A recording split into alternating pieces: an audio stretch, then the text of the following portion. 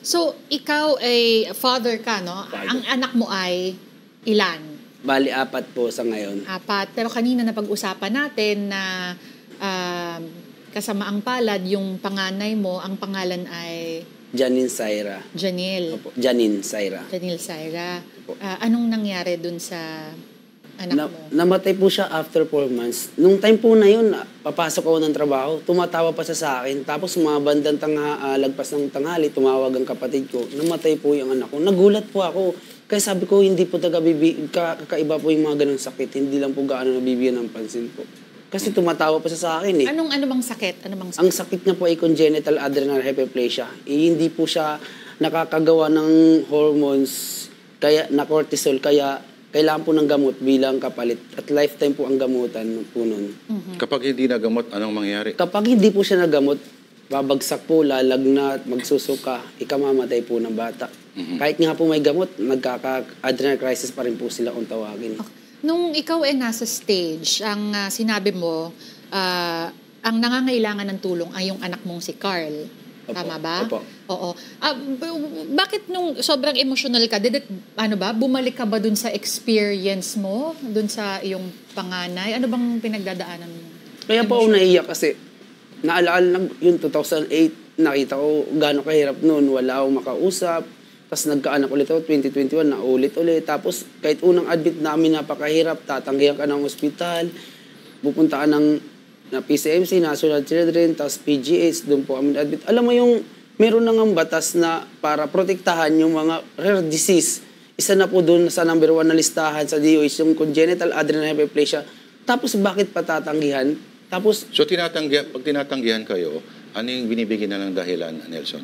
madalas po kasi kapag nasa ER po kami, hindi po sila pamilyar sa sakit.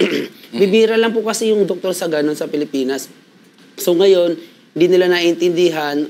Kaya ang kadalasan kasi sa ating Pilipino, para ka maging critical, ay dapat payat ka, talagang ano ka. Sila po, kahit ano lang po, pag tingnan nyo po minsan sila, akala nyo walang problema. Pero ang katotohanan po, nasa loob po kasi may problema eh. Ayun po yung kagaya na pong sinabi sa'yo ng doktor. Ang binitawan po sa'yo ng doktor, sa'yo is, kaya nagpapasalamat ako, kay banggitin ko na po si Dr. Vasquez po. Ang sabi niya sa akin, tatay, kahit anong mangyari, huwag mong uuwi yung anak mo. Ito yung kay Carl. Ito po kay Carl po. Kung yung mamarapatin ko yan, Nelson, no, na ano ba yung difference nung, kasi si Carl napagbigyan, pero yung iyong panganay, Janelle Saira, no? Opo. Ano ba yung experience nyo nung nandun kayo sa ospital, nung tinatanggihan kayo? Kasi sabi mo, bago ka pa umalis, nginingitian ka pa. Opo. Yung kay Carl po, bali po yun eh. Nung pinanganak po siya, tapos isang buwan po kami sa Tondo po noon, tapos walang pagbabago, dinala ko ng PCMC, tapos ayun po, na-check up, tapos umuwi kami, nag-follow up kami, uwi. Tapos nagulat na lang ako, yung ngumingiti pa siya, tapos namatay din po pagkahapon. Wait, sino si si Janine Saira po yun. Si Carl okay. Si Carl po okay po siya ngayon. So, si Carl lang okay. Tsaka, pwede ko rin po idagdag, bakit po ako umiiyak? Kasi bumabalik sa akin yung mga kasi nakabuo kami ng grupo na congenital adrenal hyperplasia, ambiguous genitalia sa Pilipinas. Lumabas po yun nung file ako ng araan, 2022. Mahigit na po kami 100. Yung mga nakikita ko, mga narinig ko, minsan nga, yung may isang parents, sasabihin na yung anak medyo nasa 5 na rin yata, mama, isa lang muna inumin ko na gamot kasi paubos na po yung gamot ko. Tapos nakikita ko pa yung mga namamatayan, yung nakikita ko sa FB kung gaano sila kalungkot. Kaya masakit po kasi naranasan ko po yun. Yung kaya ginagawa ko siya, sana mabigyan ng pansin ng gobyerno po. Kasi kung sino po yung lalabas, sino pa, di ba? At least, inisip ko habang may pagkataon ako, habang buhay pa ako, maging maayos po sana. Supposedly, yung lipunan, yung gobyerno, ay may mga tinayo ng mga mekanismo, no, para in theory ma-address yung mga concerns na gaya ng sakit ng anak mo, Nelson. Pero okay, mukhang of course yung ordinaryong center lamang sa barangay ay dahil rare disease nga ay hindi kaya address. Yung binuo ninyong grupo, no?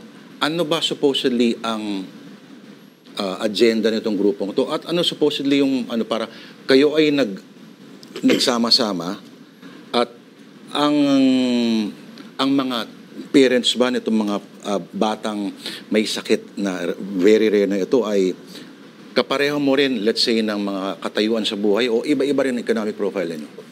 Sa mahigit po kami, karamihan po doon mahihirap. Kaya po talagang ginawa ko yun, ako mismo talaga nag-ano na kailangan magkaroon ng ganito. Kasi yung pagkamatay ng mga bata na nagtutuloy-tuloy na pwede naman silang mabuhay kung mabibigyan na ng pansin. Napakahirap po, kagaya po sa Bulacan. Wala po kaming kilalang doktor, kahit isang doktor para sa ganung may sakit. Sa Palawan din po, nakaraan may namatay po na isa. Wala rin pong doktor, kahit isang doktor doon para mag-ano ng ganung sakit. Yung doktor po ay nasa Manila pa po. Tapos po, pag na-admit po yun sa isang ospital, mag-i-instruct yung doktor sa Manila kung anong gagawin. Tapos sa nakaraan, nagbiyahe sila ng mga 3 to 4 hours. Sa kasaway ang palad yung bata po, namatay po pagka umaga. Yun yung pinaglalaban ko. Dapat magkaroon ng hydrocortisone emergency kit sa Pilipinas dahil wala po nun sa Pilipinas.